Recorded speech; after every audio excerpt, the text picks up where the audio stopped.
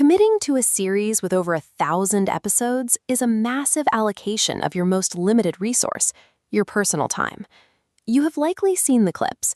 A rubber pirate steps up and flattens a towering villain with a single devastating punch, ending the conflict instantly. This chart helps us evaluate these moments.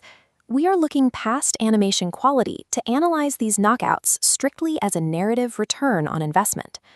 Most shows sit in the middle of this matrix. This series, however, demands an extreme upfront time cost, promising a massive emotional payoff in the top right corner. To determine if this is a profitable trade for you, we have to deconstruct how the story builds its architecture over hundreds of hours. A standard action anime often provides immediate gratification.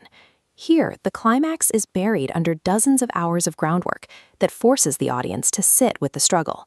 This matrix breaks down that exchange. We will use this framework to evaluate the trade-off between the slow burn buildup and the eventual payoff across three specific categories. Those categories are the ideological payoff, the hierarchy payoff, and the utility payoff. Storytellers often rely on unearned power fantasies to keep an audience engaged. This framework separates those hollow moments from writing that actually earns its impact.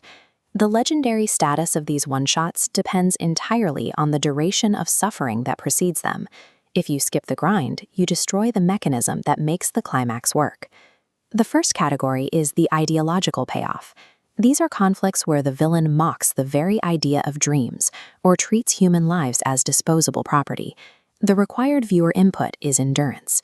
You must watch episodes of systemic injustice where the protagonists often refuse to fight back while the villain gloats.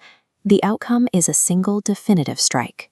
When the punch finally lands, it represents the total physical and moral collapse of the villain's worldview. Living with an unresolved injustice for 20 or 30 episodes transforms the eventual strike into a visceral relief. The sheer volume of withheld action causes the tension to rupture with a force that shorter arcs struggle to match. The strict trade-off is that this narrative path demands deep, sometimes agonizing patience from the audience.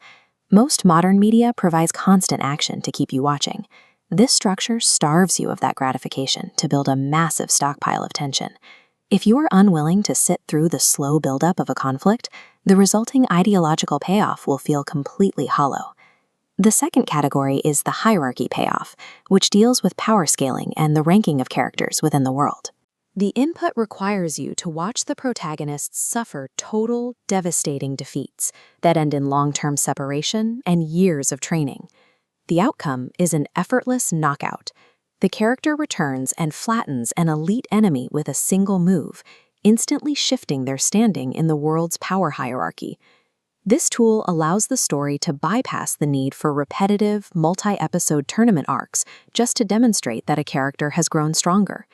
The strict trade-off is that the impact of that vertical spike relies entirely on the memory of the character's prior helplessness. That deep valley of failure serves as the structural foundation for the eventual triumph. Without that foundational defeat to provide contrast, the eventual victory loses its narrative weight.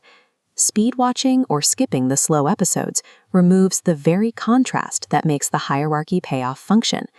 The final category is the utility payoff, which the story uses to navigate sprawling war sequences. The viewer input involves tracking massive battlefields filled with thousands of background characters and minor obstacles. The outcome is efficiency. The protagonist uses brute force to clear thousands of enemies at once, bypassing tedious mid-level skirmishes. This streamlines the plot, maintaining the momentum toward the main antagonist instead of getting stuck in minor combat. The strict trade-off is that the main character participates in fewer traditional, evenly matched fights. The responsibility for delivering long, technical choreography is shifted almost entirely to the side characters. This requires you to invest heavily in the supporting cast, as the protagonist is used primarily to drive the plot forward. These one-shot victories are structural necessities that resolve conflicts built over hundreds of hours. They act as a release valve for the cumulative narrative tension that has been building since the start of an arc. This checklist will help you decide if this investment of time is worth it for your specific viewing style. Consider the action junkie profile, a viewer who prioritizes rapid pacing and constant, intricate fight choreography. For this viewer, the required input of time is far too high. The pacing will likely lead to a negative experience before you ever reach the payoff. Then there is the narrative investor, a viewer who values deep world building and high narrative stakes. This viewer is willing to trade immediate pacing for the promise of massive, delayed emotional dividends. For this profile, the length of the build-up directly increases the emotional impact of the eventual victory. If you fit the narrative investor profile, the 1,000-episode investment is paid back in full by the impact of those final moments.